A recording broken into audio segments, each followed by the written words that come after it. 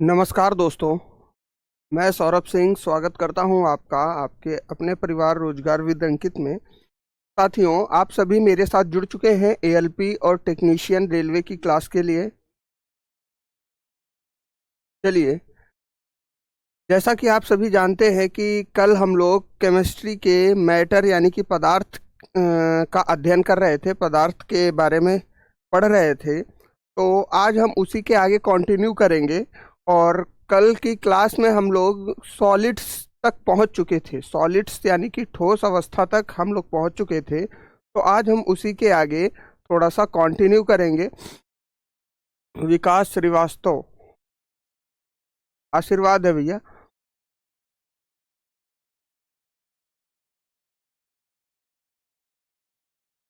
है ना? तो चलिए, कल हम लोगों आज हमको सॉलिड से स्टार्ट करना है, तो सॉलिड से हम अपनी तैयारी शुरू करते हैं।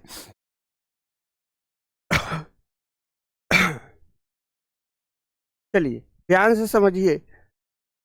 लेकिन एक चीज मैं जरूर कहना चाहूंगा, क्लास को स्टार्ट करने से पहले नोट्स जरूर बनाते हुए चलिए। मैं बार बार कहता हूं, कल भी मैंने आपको ये बात समझाई थी कि आप जब भी क्लास में पढ़ें बैठे तो जो भी क्लास आप देख रहे हैं उसके नोट्स अवश्य बनाएं। 196 लोग जुड़ चुके हैं, 205 से ज़्यादा हो चुके हैं अभी। तो सभी लोग जुड़ जाइए, कल की क्लास के आगे हम कंटिन्यू करते हैं। ठीक है भैया? है ना? बिल्कुल बेहतरीन तरीके से जुड़ जाएंगे। एक चीज याद रखिए, नोट्स जरूर बनाते हुए चलिए और क्लास को समझने का पूरा प्रयास कीजिए। मैं एकदम आसान भाषा में आपको समझाने की पूरी कोशिश करूंगा। अगर आपको कोई दिक्कत आती है तो कमेंट करके बताते रहिएगा। लेकिन अगर क्लास आपको वास्तविकता में समझ में आ रही है, अच्छे से नोट्स आप बना पा रहे हैं, तो प्रॉपर एक नोट्स बनाते हुए चलिए। एग्जाम तक ये मेहनत जरूर करनी होगी आपको। है ना? लगातार आप मेहनत करते रहिए। ठीक है दोस्त? चलिए, है ना? अच्छा, एक चीज और समझ लो भाई, हिंदी और इंग्लिश दोनों भाषाओं में क्लास होगी। आप जिस भाषा में सहज हो उस भाषा में आप क्लास समझ लीजिएगा। ठीक है भैया? हिंदी और इंग्लिश दोनों भाषाओं में आप सहज होंगे। दोनों भाषाओं में क्लास है। आपको हिंदी अच्छी लगे आप हिंदी में समझिएगा, इंग्लिश अच्छी लगे इंग्लिश में समझिएगा। ठीक है मेरे भाई? देखो, प्रॉब्लम यह है कि अगर मैं केवल हिंदी लेकर चलूंगा तो जो बच्चे इंग्लिश वाले हैं उनको समस्या होगी, सर थोड़ा बहुत इंग्लिश में भी बताइए। और इंग्लिश वालों को समस्या होगी अगर मैं केवल इंग्लिश में लेकर चलूंगा तो हिंदी वालों को दिक्कत होगी। इसलिए मैं दोनों लेकर चल रहा हूं, तो आप दोनों से समझते हुए चलिएगा। ठीक है मेरे भाई? है ना? चलिए, बेहतरीन तरीके से जुड़ते हैं। आज हमारा टॉपिक कल के आगे हम कंटिन्यू करते हैं। तो आज हमें सॉलिड्स के बारे में पढ़ना था, यानी कि हम ठोस अवस्था के बारे में पढ़ेंगे। कल जैसा कि मैंने आपको बताया था कि पदार्थ की 5 अवस्थाएं होती हैं: सॉलिड, लिक्विड, गैस और plasma. Solid, liquid, gas, plasma और बीईसी मॉडल, ये 5 अवस्थाएं होती हैं किसी भी पदार्थ की, मैटर की, जिसमें से हम एक एक करके सारी अवस्थाओं के बारे में अध्ययन करेंगे। तो आज पहली अवस्था है सॉलिड, जिसके बारे में हम पढ़ने वाले हैं। थोड़ा सा एकदम ध्यान से बैठिए, पढ़िएगा, क्योंकि कुछ नई चीज़ें आपको जरूर मिलेंगी, इस बात की गारंटी है। अगर साथियों मैं सॉलिड्स के बारे में बात करूं, सॉलिड्स के बारे में अगर मैं आपसे बात करूं तो सॉलिड्स की सबसे बड़ी पहचान क्या होती है? सॉलिड्स के बारे में अगर हम बात करें तो सॉलिड्स की सबसे बड़ी पहचान है कि सॉलिड्स का शेप जो होगा ना, फिक्स्ड, सॉलिड का शेप जो होगा, fixed shape and size, fixed shape and volume. देखो क्या है गुरुजी इसका मतलब? इसका मतलब ये है मेरे दोस्त कि अगर कोई ठोस है तो उसका क्या होगा, आकार, आकार एवं आयतन जो होगा वो निश्चित होगा। आकार एवं आयतन जो होगा वो क्या होगा, निश्चित होगा। समझे भैया? इस चीज को समझ लेते हैं हम। आकार एवं आयतन क्या होगा, निश्चित होगा। मान लीजिए ये पानी की बोतल आपके सामने रखी हुई है तो इसका आकार निश्चित है। आप इसको किसी भी कंटेनर में रखोगे, किसी पॉलीथीन में भी डालोगे तो पानी की बोतल अपना आकार नहीं छोड़ेगी। ठीक है मेरे भाई, ठीक है दोस्त। अर्थात इसका आकार जो होगा वो फिक्स होगा। आयतन की बात करें, जैसे ये पानी की बोतल मेरे हाथ पे रखी हुई है तो इसका आयतन जो है ना ये फिक्स है, ये इतनी जगह घेरेगी। ऐसा नहीं है कि ये फैल जाएगी। जहाँ पे अगर हम किसी अन्य पदार्थ के बारे में बात करें, जैसे गैस होती है, तो उसका आयतन निश्चित नहीं होता, वो फैलने लगती है। यहाँ पर सॉलिड की सबसे बड़ी खासियत क्या है कि इसका आकार एवं आयतन दोनों चीजें क्या होंगी, निश्चित होंगी। अच्छा, अब गुरुजी इसका अगर हम दूसरा पॉइंट देखें तो दूसरा पॉइंट हमारे सामने क्या आएगा, देखो high inter molecular force of attraction. जरा ध्यान से समझना, ठीक है भाई। Attraction between particles,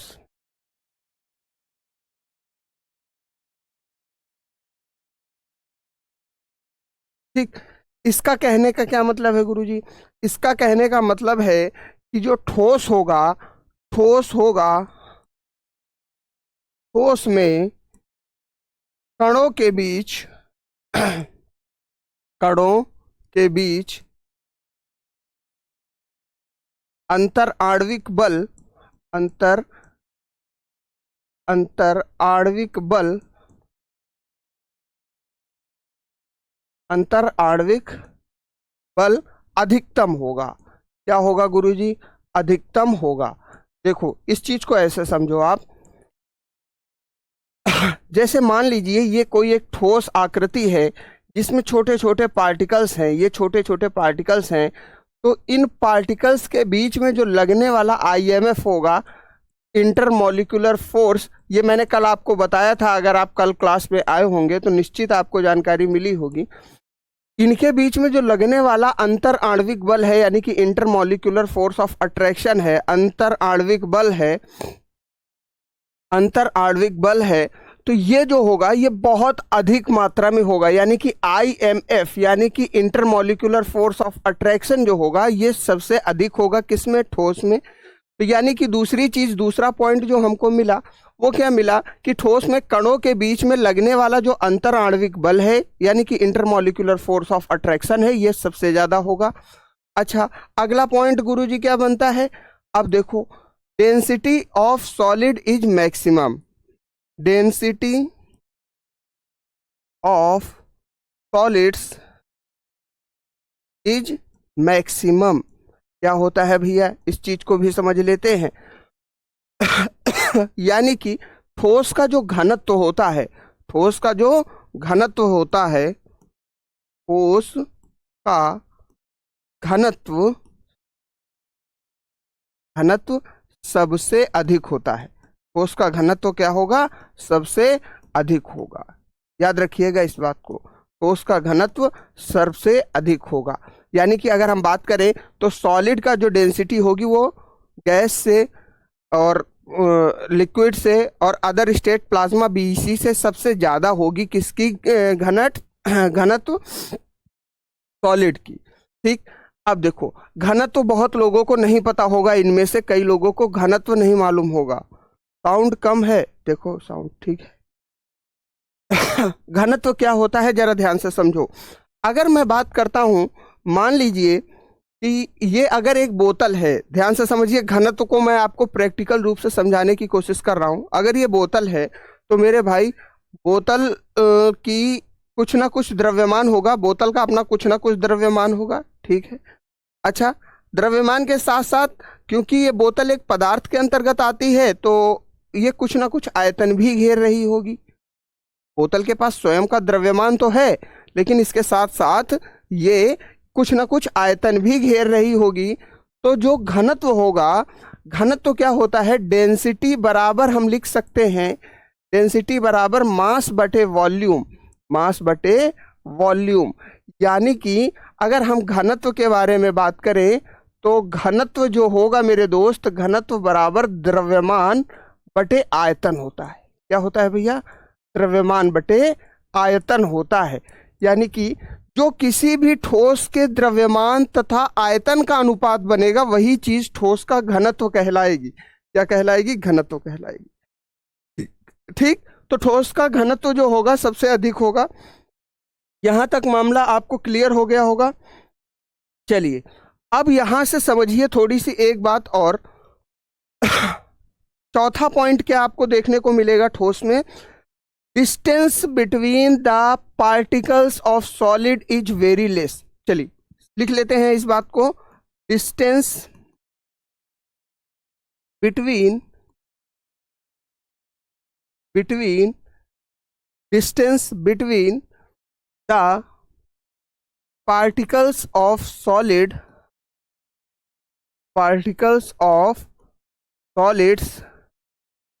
is very less। देखो मेरे भाई क्या कह रहा है? किसी भी ठोस के कणों के बीच जरा ध्यान से समझना। ये चीज आपको आसान लग रही है लेकिन ये पॉइंट समझने वाला है। कणों के बीच दूरी न्यूनतम होगी। जरा ध्यान से समझिएगा ये कहना क्या चाहता है। न्यूनतम होगी। ठीक है भैया। देखो जैसे मैंने कहा कि कोई भी ठोस पदार्थ है और ये उसमें लगे हुए कण हैं, यानी कि जिन कणों से मिलकर बना है, तो इनके बीच में जो ये आप देख रहे होंगे ये दूरी जो होगी, ये गैप जो होगा ना, ये दूरी एक कण से दूसरे कण के बीच में जो दूरी होगी ये बहुत कम होगी। ये बहुत कम होगी, गैप जो होगा बहुत कम होगा। ठीक है भैया। हिंदी और इंग्लिश दोनों भाषाओं में लिखा हुआ है। ठीक है मेरे भाई, कोई दिक्कत यहां तक है ना? ठीक दोस्त, चलिए यहां तक क्लियर हो गई बात, आपको समझ में आ गई। ये सॉलिड्स के बारे में थोड़ी सी बात हो गई। ठीक, चलिए अब देखिए, अब आपने सुना होगा, ये तो सॉलिड्स के बारे में बात हो गई। अब हम बात करते हैं सॉलिड्स के प्रकार के बारे में। जी हाँ, देखो पेपर में जो क्वेश्चन आता है, नॉर्मल हर एक बच्चे को ये मालूम होता है कि पदार्थ की 3 अवस्थाएं हैं, सॉलिड, लिक्विड और गैस। लेकिन वास्तविकता में पदार्थ की 5 अवस्थाएं थी, कल मैंने आपको बताया था, है ना। और बच्चे को ये तो मालूम होता है कि जो ठोस अवस्था है वो पदार्थ की एक अवस्था है, लेकिन ठोस के कितने प्रकार हैं ये बच्चों को मालूम नहीं होता है। ठीक है मेरे भाई। ठोस के कितने प्रकार हैं? जैसे आपने ये सॉलिड के बारे में तो पढ़ लिया, नोट्स भी आप बना रहे होंगे। सॉलिड के भी 2 प्रकार होते हैं जिनके बारे में जानना आपको जरूरी है, और पेपर में वहां से क्वेश्चन बना के पूछता है। ठीक है भैया, सॉलिड में। ठीक है ना मेरे भाई, कोई दिक्कत यहां तक? चलिए अब हम समझते हैं गुरुजी सॉलिड के प्रकार के बारे में, है ना दोस्त। सॉलिड के प्रकार के बारे में समझते हैं। देखो क्या होते हैं सॉलिड के प्रकार। देखो सॉलिड, या लिख लेते हैं, हेडिंग लगा लेते हैं, टाइप्स ऑफ सॉलिड्स। आप भी हेडिंग लगाते हुए चलिए साथ साथ में। टाइप्स ऑफ सॉलिड्स, हिंदी में अगर हम लगाएंगे तो ठोस के प्रकार लगाएंगे। क्या लगाएंगे मेरे भाई? ठोस के प्रकार, ठोस के प्रकार। चलो भैया देखो, ठोस के प्रकार। गुरुजी ठोस के कितने प्रकार होते हैं ये बात तो नई है, कई बच्चों को ये बात नई मिली होगी यहाँ पर, है ना। सर सॉलिड क्या होता है? यार संजय दोस्त थोड़ा बहुत तो एडजस्ट करो ना आप। सॉलिड मतलब ठोस होता है, मैंने लिखा हुआ अभी बोर्ड पे, आप समझ सकते हो, है ना। सर कल आपने एटम को अणु लिख दिया था जबकि परमाणु होता था। देखो एक चीज समझ लो कन्हैया का हार, है ना। मैं आपको इंग्लिश और हिंदी दोनों भाषाओं में बता रहा हूं, तो आप थोड़ा सा डिक्शनरी में देख लिया करो। अगर एक आधा वर्ड मिस्टेक हो रहा है तो वो कोई इतना बड़ा इशू नहीं है। आपका मेन पर्पज है, आप विज्ञान पढ़ने बैठे हो ना, आपको कॉन्सेप्ट समझने हैं। क्योंकि आपका जो रिजल्ट बनेगा ना वो कॉन्सेप्ट से, फॉर्मूले से बनेगा। शब्द आप डिक्शनरी से देख के करेक्ट कर सकते हो, लेकिन कॉन्सेप्ट आपको कहीं नहीं मिलेगा ना। मेरा मेन मैं यहाँ पे खड़ा हुआ हूँ तो मेरा मेन मकसद है आपको बेहतरीन कॉन्सेप्ट देना, ऐसे आसान कॉन्सेप्ट देना जो आपके माइंड में एकदम सेव हो जाए। ठीक है भैया, मैं यहाँ पे वर्ड टू वर्ड डिस्क्राइब करने के लिए नहीं बैठा हूँ। हो सकता है, मैं ये नहीं कहता कि एक आधा शब्द हमसे भी मिसप्लेस हो सकता है, क्योंकि आप खुद सोचो मैं हिंदी और इंग्लिश दोनों भाषाओं को साथ में लेकर चल रहा हूँ, तो इसलिए भूल होना थोड़ा बहुत स्वाभाविक है।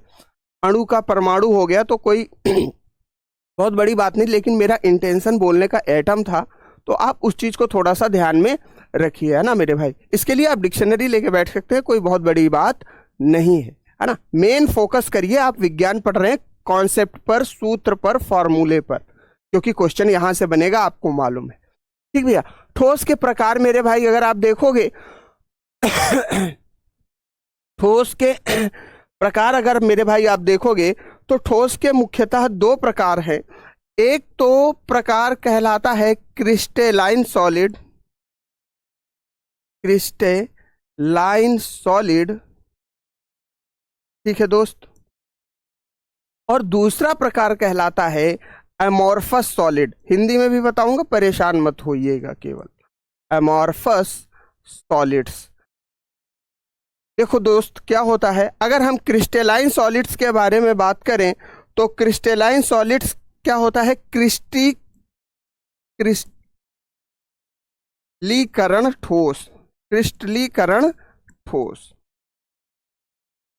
ठीक भैया, यानी कि क्रिस्टलाइन सॉलिड्स या क्रिस्टलीकरण ठोस वो ठोस है जो जिनमें एक एक परमाणु या एक एक एटम एक प्रॉपर तरीके से फिक्स होता है, एक क्रिस्टल के रूप में फिक्स होता है। किसके रूप में, क्रिस्टल के रूप में फिक्स होता है। उनको हम क्या कहते हैं, क्रिस्टलाइन सॉलिड्स कहते हैं। बात समझ में आ गई। अच्छा, अमॉर्फस सॉलिड क्या होते हैं गुरुजी? ये अमॉर्फस सॉलिड को हिंदी में हम कहते हैं अनाकार, अनाकार ठोस, यानी कि अर्थात हिंदी में अनाकार का मतलब क्या हो गया, अर्थात जिन ठोस का आकार निश्चित ना हो, जिन ठोस का आकार ऑर्डर में ना हो, या आप समझ लो श्रेणी में ना हो, ऑर्डर या श्रेणी में ना हो, वो क्या कहलाते हैं, अनाकार कहलाते हैं। उम्मीद है आप समझ पा रहे होंगे मेरी बातों को। देखो, दो प्रकार के सॉलिड हैं, एक तो क्रिस्टलीकरण ठोस है और दूसरा अनाकार ठोस है, यानी कि अमॉर्फस सॉलिड है। तो क्रिस्टलीकरण ठोस में सारी चीजें एक प्रॉपर ऑर्डर में लगी होती हैं, एक सिस्टमेटिक वे में लगी होती हैं। जो पार्टिकल्स होंगे यानी कि जो ठोस के कण होंगे वो एक निश्चित आकार में, एक निश्चित ऑर्डर में लगे होंगे। लेकिन अमॉर्फस सॉलिड जो है अनाकार ठोस है, जिसको आप अक्रिस्टलीय ठोस भी कह सकते हो, जो क्रिस्टल नहीं है। अनाकार ठोस में सारी चीजें, जो पार्टिकल्स, जो कण होंगे वो एक निश्चित ऑर्डर में नहीं होंगे, वो मतलब बिखरे हुए होंगे, वो अस्त व्यस्त होंगे। बात समझ में आई? यहां तक बताइए सभी को बात समझ में आ गई कि नहीं आ गई? क्लियर है? चलिए अब हम इन दोनों के बारे में थोड़ा सा विस्तार से समझ लेते हैं। अगर हम बात करें तो क्रिस्टलीकरण ठोस के बारे में, क्रिस्टलाइन सॉलिड क्या होता है जरा समझ लो भैया। क्रिस्टलाइन सॉलिड्स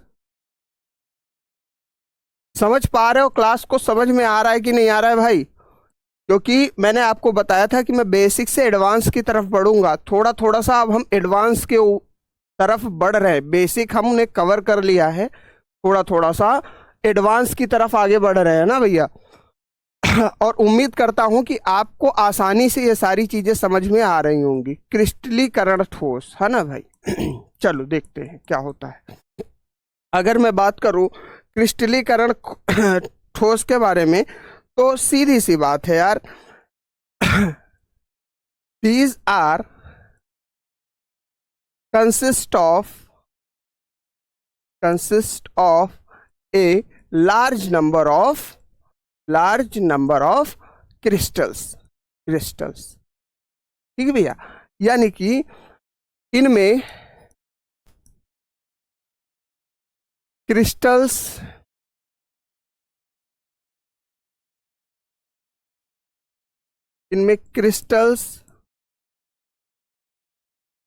की संख्या अधिक होती है, क्रिस्टल की संख्या अधिक होती है। ठीक है भैया, चलो समझो कैसे हो गया, उदाहरण के तौर पर बताता हूँ, उदाहरण के साथ में समझाता हूँ। अगर हम यहाँ पर एग्जाम्पल लेने की बात करें तो एग्जाम्पल क्या हो जाएगा, एग्जाम्पल मेरे भाई डायमंड को अगर हम देखें, किसको देखें, डायमंड को देखें तो हीरा, ठीक है भैया, डायमंड को अगर हम देखें या सोडियम क्लोराइड को देखें, सोडियम क्लोराइड, सोडियम क्लोराइड जिसको आप NaCl के नाम से जानते हो, और बहुत सारे एग्जाम्पल हैं, एटसेट्रा लगा देते हैं, ठीक है ना भैया, या नमक इसको लिख देते हैं। अब जरा देखो, नमक को अगर हम देखें या हीरे को देखें तो ये सारी चीजें क्रिस्टल के बेस पे हैं। गांव वाले बच्चे हैं, सभी इंग्लिश को कम यूज करो भैया, हिंदी और अंग्रेजी दोनों चीज़ों का मैं इस्तेमाल कर रहा हूँ कुलदीप, है ना, हमको सबको लेके चलना है, आप इस बात को समझिए, ठीक है।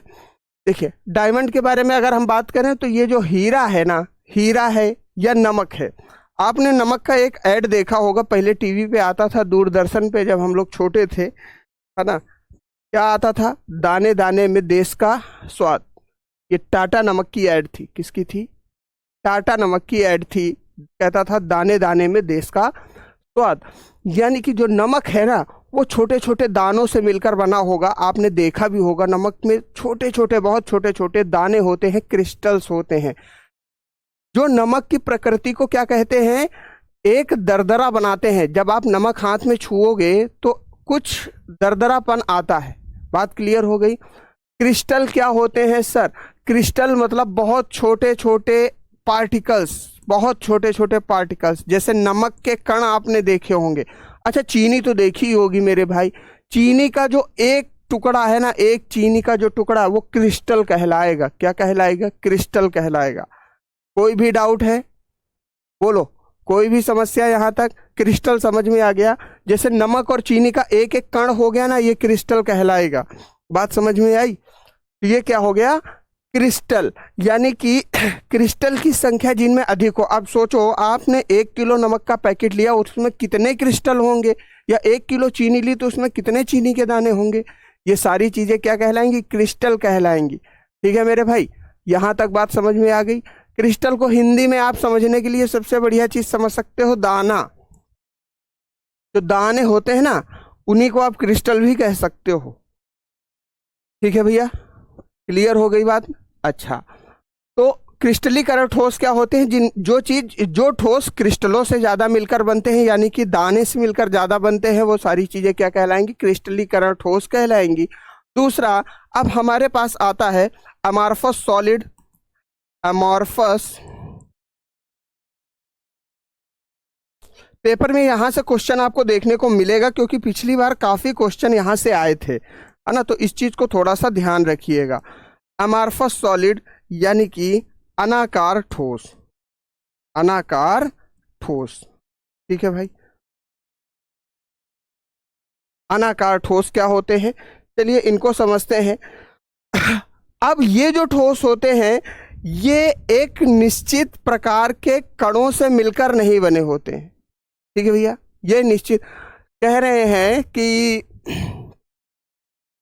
चंदन कुमार सिंह, डायमंड क्या है सर, डायमंड भी क्रिस्टलीकरण ठोस का एक उदाहरण है, याद रखिएगा। मनोज जी आपको क्या नहीं समझ में आया मेरे भाई, ये भी तो बताओ, इतना एकदम बेसिक लेवल से बता रहा हूं मैं, है ना, बेहतरीन तरीके से। चलिए यहाँ पे हम बात करते हैं अनाकार ठोस जो होते हैं, इनमें कोई भी पार्टिकल जो होता है वो प्रॉपर तरीके से, उदाहरण लिखा तो है मेरे भाई, उदाहरण लिखा तो है।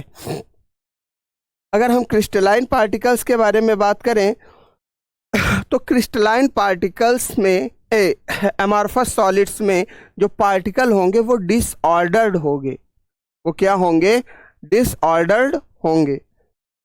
ठीक है मेरे भाई।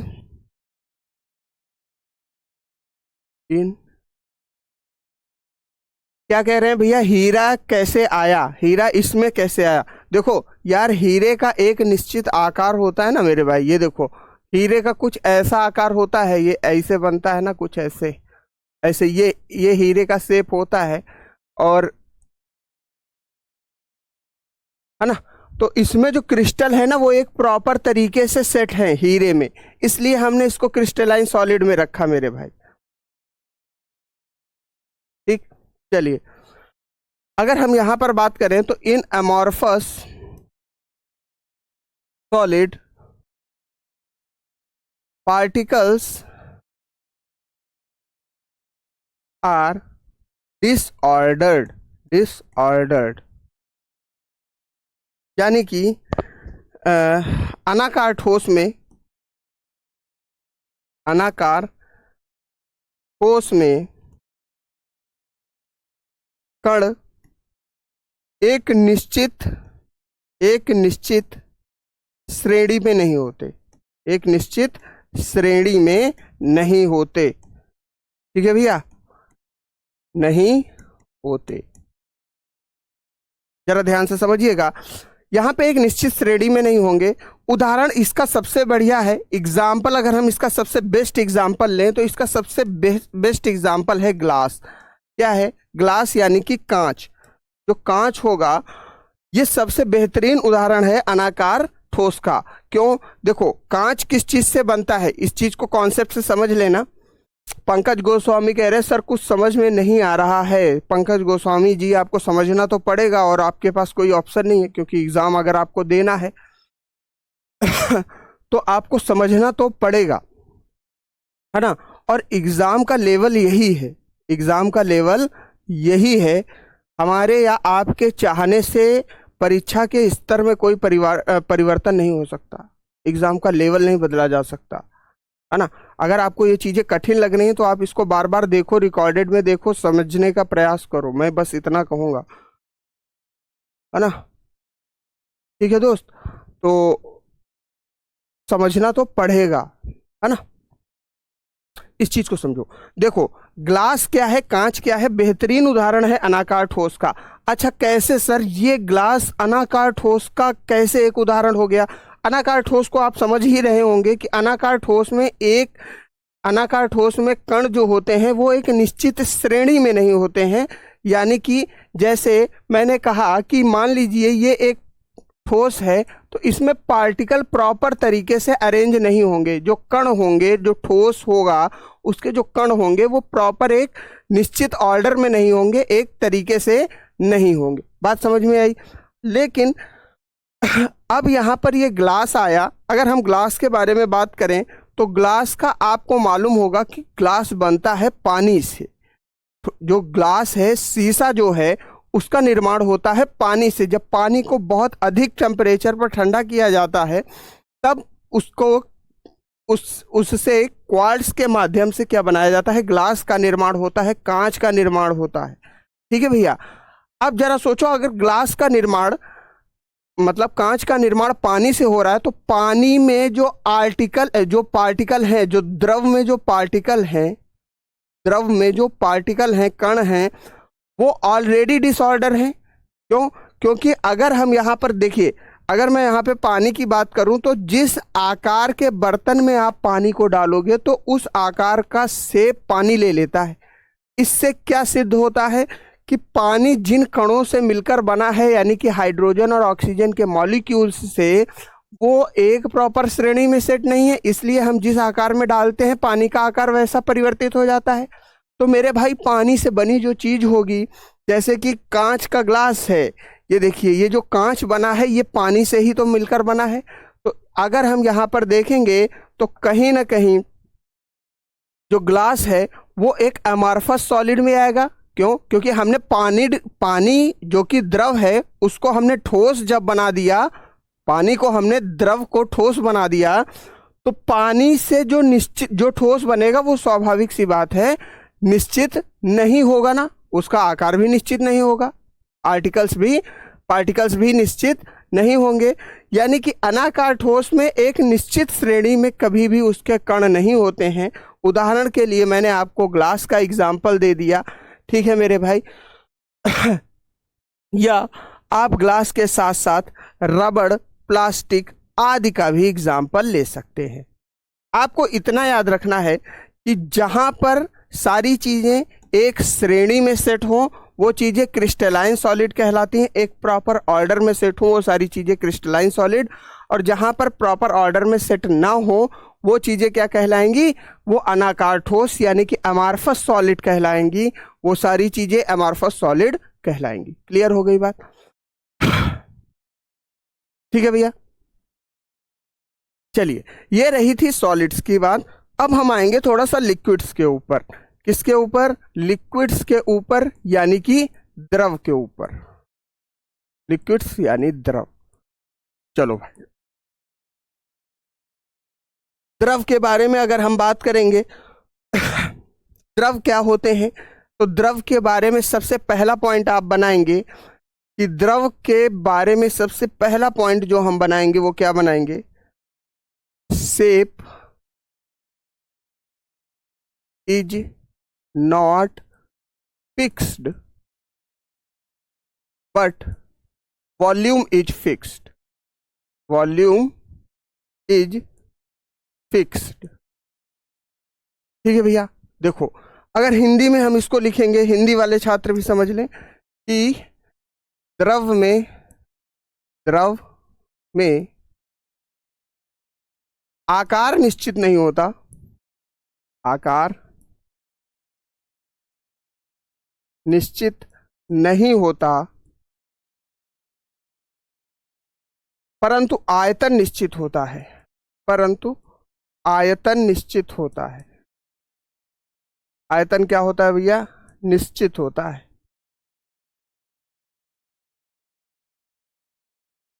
समझ में आ गई बात? यानी कि अगर हम सॉलिड के बारे में बात करें, जरा ध्यान से समझिएगा, मैं एक माध्यम से आपको समझाता हूं। पीयूष यादव कह रहे हैं sir please tell my question. भैया क्वेश्चन फिर से आप कमेंट कर दो, मैंने देखा नहीं आपका प्रश्न। देखिए अगर मैं यहाँ पर बात करूं तो ये जो पानी है, तो पानी का आकार निश्चित नहीं होगा। पानी को आप जिस बर्तन के शेप में डालोगे, जिस बर्तन में रखोगे, उसी बर्तन की आकृति पानी ले लेगा। आपने सुना होगा, एक मशहूर कहानी है कि पानी रे पानी तेरा रंग कैसा, जिसमें भी डालो बन जाए वैसा, है ना। यानी कि पानी जो है, पानी का आकार स्वयं का नहीं है, निश्चित नहीं है। जिस भी बर्तन में आप रखोगे वहां पर उसका आकार वो ले लेगा। इस बोतल में है तो पानी का आकार बोतल जैसा हो गया। इस ग्लास में अगर हम पानी को भरेंगे तो पानी का आकार ग्लास के जैसा हो जाएगा।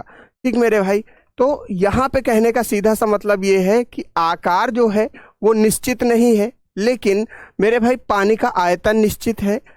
पानी का आयतन निश्चित है। जैसे मैंने कहा कि अगर ये 2 लीटर की बोतल है, ये कितनी है?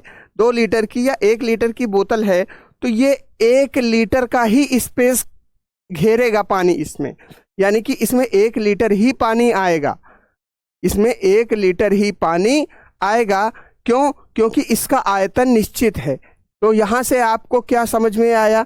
यहाँ से आपको एक बात समझ में आई कि पानी का आयतन निश्चित है, लेकिन पानी का आकार निश्चित नहीं है। ठीक, दूसरा जो मोस्ट इंपॉर्टेंट पॉइंट बनाओगे, दूसरा जो most important, liquids have tendency to flow. ध्यान से समझिएगा, हर एक बात को मैं आसान भाषा में समझाने का आपको प्रयास कर रहा हूं, है ना। और इन सारी चीजों को समझने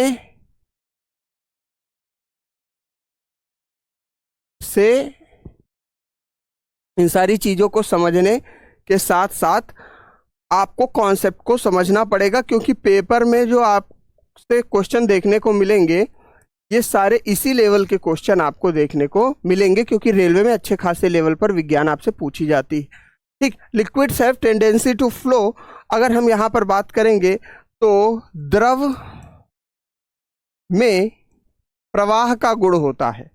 प्रवाह का गुण होता है। जरा ध्यान से समझना, यहां से कॉन्सेप्ट मिलेगा आपको। प्रवाह का गुण होता है, इसलिए इसलिए इसे तरल भी कहा जाता है, तरल भी कहा जाता है। ठीक है भैया, इसलिए इसे क्या कहा जाता है, तरल भी कहा जाता है ना दोस्त। Hence it is known as fluid. देखो अब यहां पे कॉन्सेप्ट को समझो क्या होता है। आपको मालूम है पानी में बहने का गुण होता है, ठीक, और जिस भी चीज में, केवल पानी की ही बात नहीं कर रहा, किसी भी लिक्विड की ही बात नहीं कर रहा, किसी भी पदार्थ में, किसी भी चीज में जिसमें प्रवाह की प्रवृत्ति होगी या कोई भी ऐसी चीज जिसमें बहने का गुण होगा, वो सारी चीजें क्या कहलाएंगी, तरल कहलाएंगी, फ्लूइड्स कहलाएंगी। ठीक है भैया, तरल कहलाएंगी, फ्लूइड्स कहलाएंगी। ठीक है मेरे भाई, जैसे अगर मैं बात करता हूँ फ्लूइड्स क्या होंगे, अगर हम बात करें तो फ्लूइड्स वो चीजें होती हैं जिनमें जिनमें जिनमें बहने का गुण होता है, जिनमें बहने का गुण होता है, वो सारी चीजें क्या कहलाएंगी, फ्लूइड्स कहलाएंगी। ठीक है भैया, है ना। अब बहने का गुण किस में होता है दोस्त, बताओ। देखो, या तो लिक्विड बहता है यानी कि द्रव बहता है, या तो फिर कौन सी चीज बहती है, या तो गैस बहती है ना, गैस भी तो बहती है। तो यानी कि लिक्विड और गैस, ये दोनों अवस्थाएं जो होती हैं ये फ्लूइड्स, ये दोनों अवस्थाएं फ्लूइड्स हैं, ये दोनों अवस्थाएं फ्लूइड्स हैं। ठीक है मेरे भाई, कोई समस्या यहां तक, चलिए यहां तक क्लियर हो गया। चलिए अब नेक्स्ट क्वेश्चन, नेक्स्ट हेडिंग बनाते हैं। इसमें अगर हम यहाँ पर बात करें तो यहाँ पर लिक्विड्स में अगर हम बात करेंगे तो ये लिक्विड्स की डेंसिटी जो होती है, density of the liquids is lesser than the solids, है ना भाई। लिख लेते हैं इस पॉइंट को, density of liquids is lower than solids.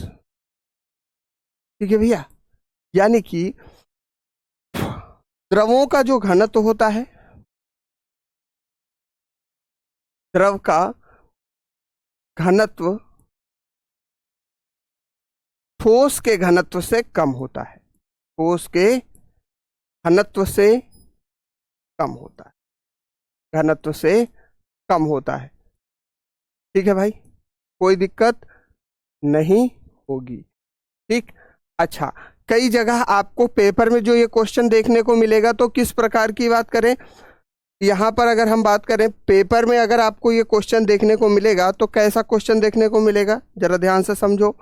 अगर हम डेंसिटी के माध्यम से बात करें तो सॉलिड, यानी कि सॉलिड डेंसिटी, यानी कि इसको हम ऐसे लिखेंगे सॉलिड।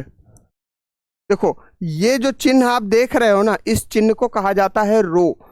ये जो चिन्ह आप देख रहे हो, इस चिन्ह को कहा जाता है रो।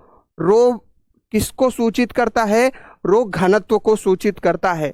रो किसको सूचित करता है मेरे भाई, रो घनत्व को सूचित करता है।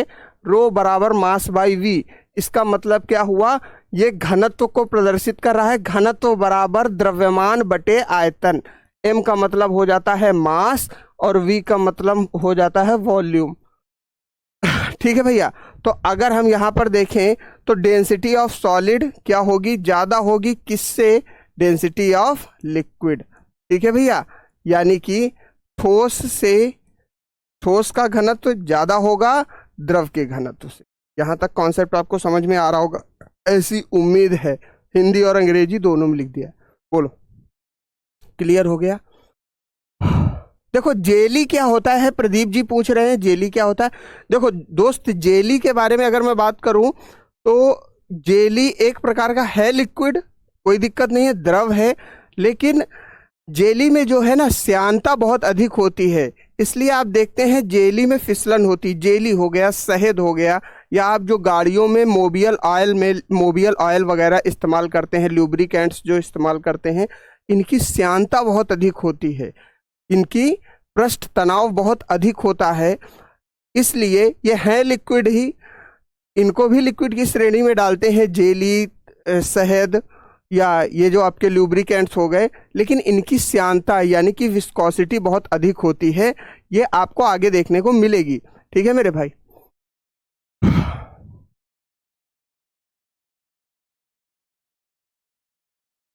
क्लियर हो गई बात? बोलिए, यहां तक आपको समझ में आ रहा है कि नहीं आ रहा है? देखो, कॉन्सेप्ट थोड़ा सा हाई लेवल चल रहा है, मैं समझ रहा हूं इस बात को, लेकिन आपको समझना पड़ेगा ये सारी चीजें, क्योंकि पेपर में आपके पास ऑप्शन नहीं है। पेपर में जो क्वेश्चन आपके सामने आएगा आपको उससे डील करना पड़ेगा। और आप एएलपी और टेक्नीशियन के लिए तैयारी कर रहे हो, तो यहाँ पे आपको मालूम है कि कितने अधिक स्टूडेंट्स, लाखों में फॉर्म भरे जा चुके हैं, वैकेंसी केवल 9,000 तक है ना? तो आपको कठिन चीज़ों की आदत डालनी होगी, इस चीज़ को आप समझिए। और मैं प्रयास कर रहा हूँ कि हर एक चीज़ आपको आसानी से समझाता हुआ चलूँ। ठीक है ना मेरे भाई? अगर आपको समझ में आ रहा है तो एक बार हाँ या ना कह के जरूर बताइए। ठीक है, लिक्विड समझ में आ रहे हैं, द्रव समझ में आ रहे हैं?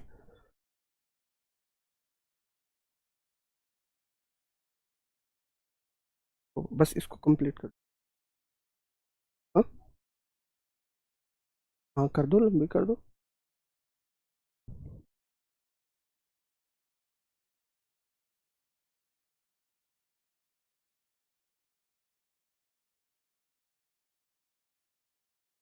सुन पा रहे हैं आप सभी लोग हमको, है ना? सब कुछ समझ में आ रहा है सर, है ना? धन्यवाद। तो समझने का दोस्त प्रयास करो, क्योंकि हमारे चाहने या ना चाहने से चीज़ें नहीं बदल सकती, और आपको सिलेक्शन वास्तविकता में लेना पड़ेगा, है ना? बात समझ में आ गई? आवाज़ समझ में आ रही है सभी को? आवाज़ सुनाई दे रही? बेहतरीन।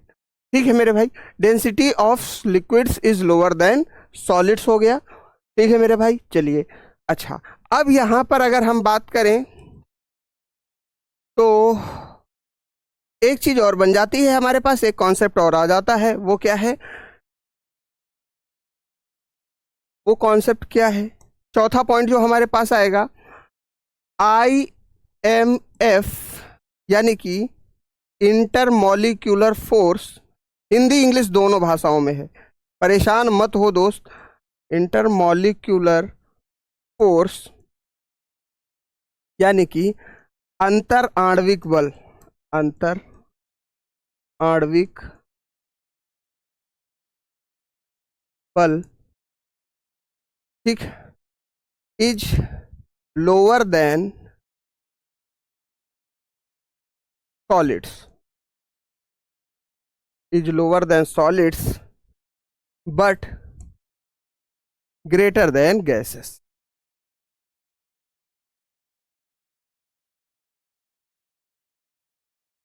ठीक है भैया? अच्छा गुरु जी, इसका मतलब क्या हुआ?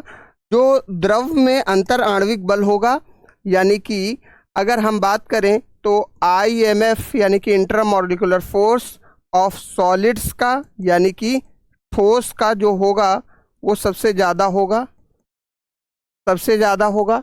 उससे कम किसका होगा? IMF ऑफ लिक्विड, यानी कि द्रव का। ठीक है भाई? फिर सबसे कम किसका होगा? सबसे कम होगा IMF of gas, IMF of gas. ठीक है भैया? यानी कि गैस का जो अंतराण्विक बल होगा वो सबसे कम होगा, उससे गैस से ज्यादा लिक्विड का होगा, द्रव का होगा, और सबसे ज्यादा किसका होगा? ठोस का होगा। उम्मीद है ये कॉन्सेप्ट आपको समझ में आ गया है। ठीक है मेरे भाई? यहां तक क्लियर हो गया सारी बातें? ठीक, चलिए अब मैं थोड़ा सा आगे बढ़ता हूं। IMF के बाद अगर मैं बात करूं, IMF के बाद अगर मैं बात करूं तो particle distance between the particles in liquids, distance between the particles in liquids is higher than solids। देखो मैं बता रहा हूं आपको, परेशान नहीं होना भाई, है ना। बाकी अगर आप परेशान होते हो तो फिर मैं रोक भी नहीं सकता, ये बात भी है। जरा समझिए ये चीज कहना क्या चाहती है कि जरा इसको चित्र के माध्यम से समझो। मान लीजिए ये एक पदार्थ है लिक्विड का, तो इसमें थोड़ी सी दूरी दूरी पर हमने क्या रख दिया, पार्टिकल्स को सेट कर दिया। ये एक तरल का पदार्थ है जिसमें जो कणों से मिलकर बना है, तो यहाँ और इसको हम क्या मान लेते हैं, लिक्विड मान लेते हैं, ठीक है भैया, द्रव मान लेते हैं, ठीक। दूसरा एक पदार्थ है जिसको हमने क्या माना, गैस माना। ये क्या है, गैस है, ठीक। चलो ये एक पदार्थ है जिसको हमने क्या कहा, सॉलिड है, ठोस है, ठीक है भैया। इसमें जो कण होंगे इनके बीच की दूरी बहुत कम होगी सॉलिड में, ठोस में जो कणों के बीच की दूरी होगी वो बहुत कम होगी, इनके बीच में जो गैप है ना ये बहुत कम होगा। अच्छा अगर हम लिक्विड में देखें तो ये गैप जो है, कणों के बीच की जो दूरी है वो ठोस से अधिक होगी, बढ़ चुकी होगी। और सबसे ज़्यादा कणों के बीच में दूरी आपको कहाँ देखने को मिलेगी, गैस में देखने को मिलेगी, है ना। गैस में जो दो कणों के बीच की दूरी होगी वो बहुत दूर दूर होंगे, वो काफ़ी दूरी पर होंगे, वो गैस में सबसे अधिक दूरी पर कण होंगे, ठीक। इसके गैस के जो कण होंगे वो काफ़ी दूरी पर होंगे। जबकि तरल में बात करें तो तरल में द्रव में ठोस से अधिक दूरी होगी परंतु गैस से कम दूरी होगी, जैसा कि आप देख पा रहे होंगे। और ठोस में अगर हम बात करें तो कणों के बीच में दूरी जो होगी वो बहुत न्यूनतम होगी, कम होगी। यहाँ तक समझ में आ गई बात, हिंदी में भी बता दिया मैंने, क्लियर हो गई बात, कॉन्सेप्ट, ठीक। यहाँ पे हमारा लिक्विड कंप्लीट होता है, यहाँ पर हमारा क्या कंप्लीट होता है, लिक्विड कंप्लीट होता है। अब हम बात करने वाले हैं भैया थोड़ा सा गैस के बारे में। बोलो यहाँ तक सभी को समझ में आ गया? एक बार कमेंट करके बता दो मेरे भाई, सर कम कम दिख रहा है। दिखने में तो क्लियर होना चाहिए सारी चीज़ें, ठीक है मेरे भाई, ठीक। हिंदी में भी मैं इसकी परिभाषा लिख देता हूँ, बिल्कुल, है ना। द्रव में कणों के बीच की दूरी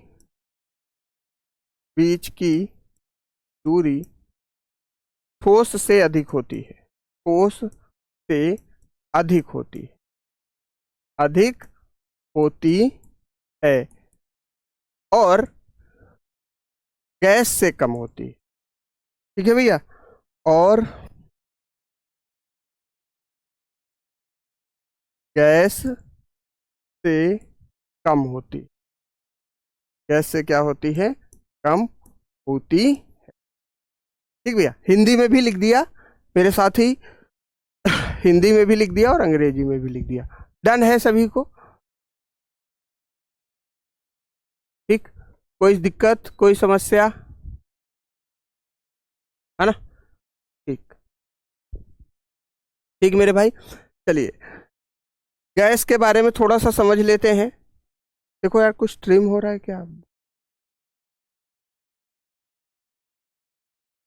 चलिए अब हम नया पार्टिकल्स, नई अवस्था यानी कि गैस की अवस्था को थोड़ा सा देख लेते हैं, है ना। अगर हम गैस के बारे में बात करें तो गैस के बारे में हमें क्या करना पड़ेगा, देखो नाइदर, पहला पॉइंट गैस का क्या बनेगा, neither shape is fixed, neither shape is fixed nor volume is fixed, ठीक है भैया, नॉर वॉल्यूम इज फिक्स्ड। ध्यान से समझो, गैस में सबसे पहली चीज क्या होती है, अगर मैं यहां पर बात करूं तो गैस का आकार और आयतन, आकार और आयतन आयतन दोनों चीजें निश्चित नहीं होती हैं। आयतन दोनों चीजें दोनों निश्चित नहीं होते। दोनों क्या नहीं होते भैया? निश्चित नहीं होते। ठीक है भाई, कोई समस्या नहीं होनी चाहिए। अच्छा, दूसरा पॉइंट हम गैस के लिए भी बनाएंगे। Gas has tendency to flow, tendency to flow, hence they are known as, hence they are known as fluids। देखो, गैसें भी बह सकती हैं, गैसें बहती हैं, गैसों में भी प्रवाह होता है। इसलिए बस आपको मैं प्लाज्मा तक कंप्लीट करके ख़त्म कर रहा हूँ। ये गैस लास्ट आपका चल रहा है ना, इसके बाद प्लाज्मा और बीईसी को हम कल कंटिन्यू करेंगे। ठीक है मेरे भाई, यहाँ तक कोई समस्या आपको नहीं होनी चाहिए। Gas has tendency to flow, gas में, ये लास्ट कॉन्सेप्ट में बता रहा हूँ गैस का, परेशान मत होइए, इसके बाद क्लास ओवर होगी। गैस में प्रवाह का गुण होता है, प्रवाह का गुण होता है, गुण होता है, इसलिए इसको तरल भी कहते हैं, इसलिए इसे तरल भी कहते हैं। ठीक है भैया, क्या कहते हैं? तरल कहते हैं, तरल कहते हैं। मैंने अभी लिक्विड वाले पार्ट में भी आपको बताया था, जो चीजें बहने का गुण होता है जिनमें, वो सारी चीजें क्या कहलाती हैं? फ्लूइड्स कहलाती हैं। ये देखो यहाँ पे मैंने बताया था, ये वाली स्लाइड देखो, जिनमें बहने का गुण होता है वो चीजें क्या कहलाती हैं? फ्लूइड्स कहलाती हैं। लिक्विड और गैस, ये दोनों चीजों में बहने का गुण होता है, इसलिए हम इसको क्या कह सकते हैं? तरल भी कह सकते हैं। ठीक है भाई, चलिए अगर हम गैस का अगला कॉन्सेप्ट देखें तो गैस का अगला पॉइंट क्या बन जाना चाहिए? Distance between the particles, distance between the particles of gas, particles of gas is highest। ठीक है, गैस में कणों के बीच दूरी, गैस में कणों के बीच जो दूरी होती है, बीच सबसे अधिक दूरी होती है। ठीक है भैया, सबसे अधिक दूरी होती है, अधिक दूरी होती है। ठीक है मेरे भाई, क्लियर हो गई बात? यहां तक डन हो गया? आसान से समझ में आ रहा है? चलिए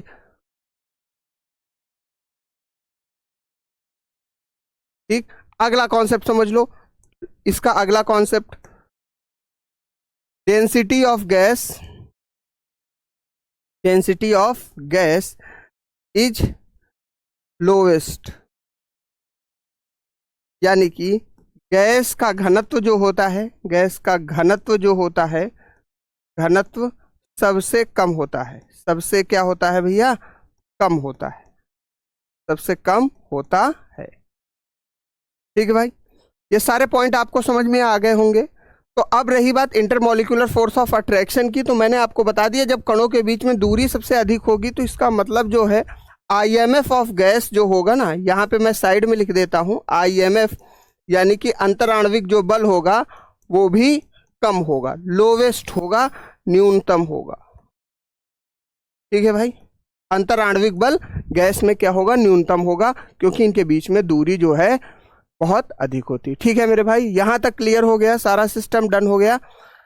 तो कल हम प्लाज्मा और बीईसी मॉडल के साथ टॉपिक को कंप्लीट करेंगे। कल आपका टॉपिक जो होगा कंप्लीट होगा मैटर का, क्योंकि कल हम प्लाज्मा और बीईसी मॉडल को पढ़ेंगे और उसके बाद थोड़ा सा हम ये देखेंगे कि क्या होता है वाष्पीकरण, क्या होता है संघनन, इवापोरेशन, कंडेंसेशन के कॉन्सेप्ट को पढ़ते हुए कल की क्लास में हम इस टॉपिक को, पदार्थ के टॉपिक को कंप्लीट करेंगे। केमिस्ट्री का पहला लेक्चर आपका कल कंप्लीट हो जाएगा।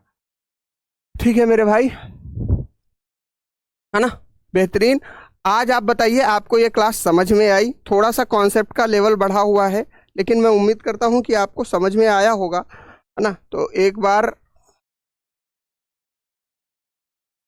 कमेंट करके बता दीजिए आज आपकी क्लास कैसी रही। क्लास समझ में आई या नहीं आई, है ना। आज के लिए इतना पर्याप्त है, बाकी मुलाकात होगी कल 11 बजे। 5 मिनट मैंने एक्स्ट्रा क्लास ले ली क्योंकि क्लास लेट में भी शुरू हुई थी 5 मिनट। ठीक है भाई।